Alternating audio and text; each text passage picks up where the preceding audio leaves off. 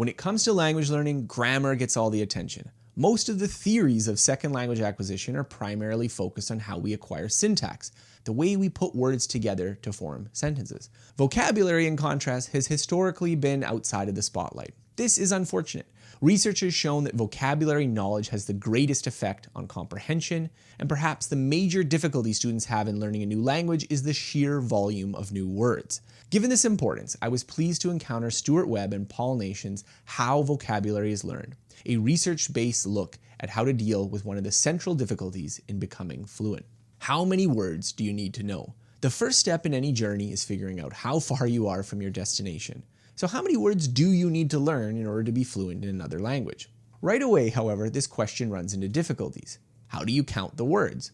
One way would simply to be counting every single distinct spelling of a word you encounter in a set of texts, except this approach drastically overcounts the number of words there are.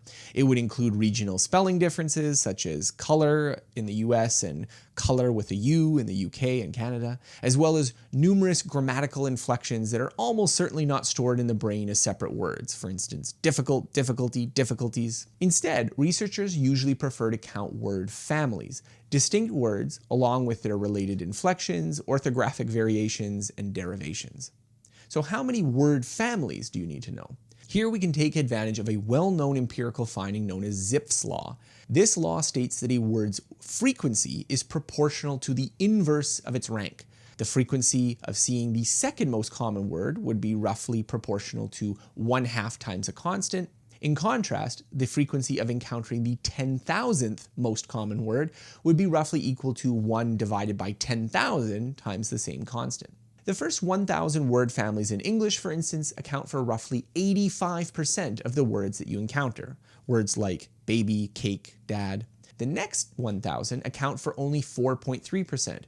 Words like background and accent. By the time you get to the 20th batch of 1,000 words, they make up less than 1/100th of 1% of the words available. Words like abaya and chiastic. Knowing just the first 2,000 word families, for instance, would cover roughly 80 to 90% of most novels, newspapers, conversations, television shows, and academic lectures. The upside of this finding is that it means you can quickly get to the point where you know most of the words being discussed. The downside is that often low-frequency words are essential for getting the meaning of what is being said. Native English speakers tend to know between 15,000 and 20,000 word families, which means that there are a lot of words to learn. Since those words occur increasingly infrequently, the amount of exposure needed to properly learn them all can be staggering. What then should a practically minded language learner focus on? Webb and Nation suggest 2 goals that might be important. First, knowing 3,000 word families would allow learners to understand 98% of the words in most graded reading materials, as well as 95% of the vocabulary used in spoken discourse. Since 95% word knowledge is often considered a threshold for understanding, this is a good beginner goal. Second, knowing 9,000 word families, which includes both low and mid-frequency words, equates to sufficient vocabulary knowledge to understand speech and writing, so differentiating between words before and after this point is useful. So how should you learn words? The power of extensive exposure. When it comes to our native languages, researchers already have a pretty good idea of how we learn words, and it's not through studying vocabulary lists. In a celebrated series of papers, William Nagy, Richard Anderson, and Patricia Herman found that students add as many as 10 new words to their vocabulary per day for several years.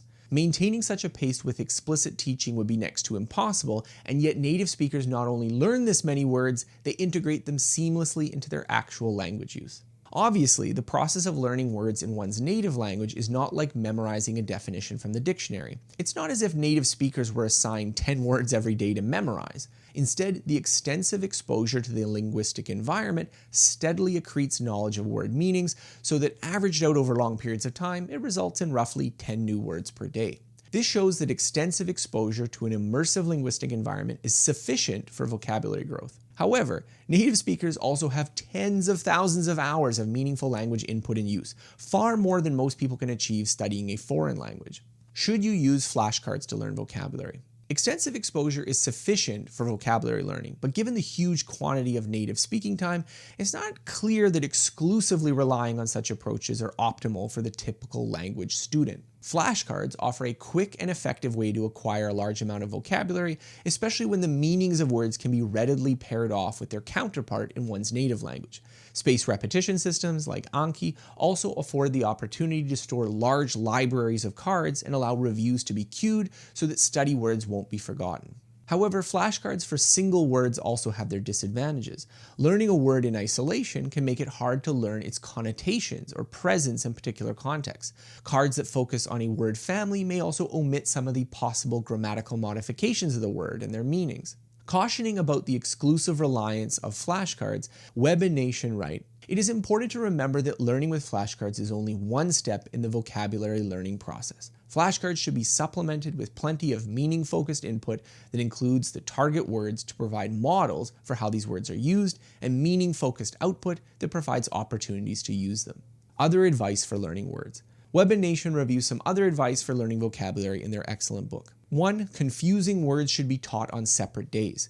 In contrast, teachers typically cluster words by categories, so for instance, learning all the days of the week, colors, or occupations at the same time. Research indicates this may be unwise, with students showing greater interference when the same items with similar meanings are taught on the same sessions. 2.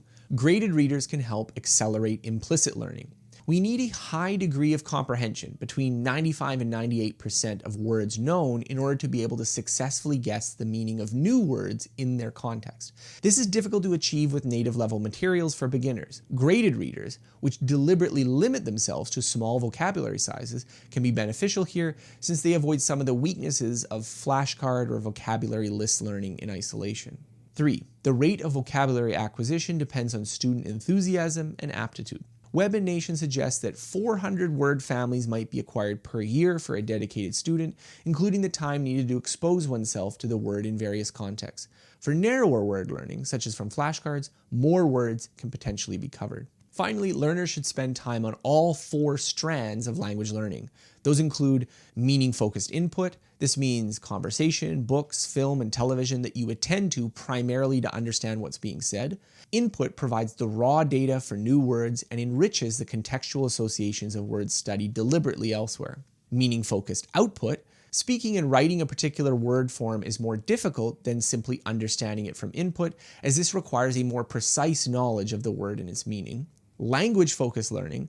This is the deliberate act of memorizing words, studying them in flashcards, or receiving explanations about what they mean. Webb and Nation argue that this should account for roughly 25% of the time spent learning a language in total. And finally, fluency development. Attention should not only be paid to activities that introduce new words, but those that speed up the understanding and production of words already known. Familiar materials that enable quick reading, as well as conversations on familiar topics, may not be critical for building new vocabulary, but they help reinforce what was learned previously. What about you? What are your strategies for learning vocabulary in a new language? Share your thoughts in the comments below.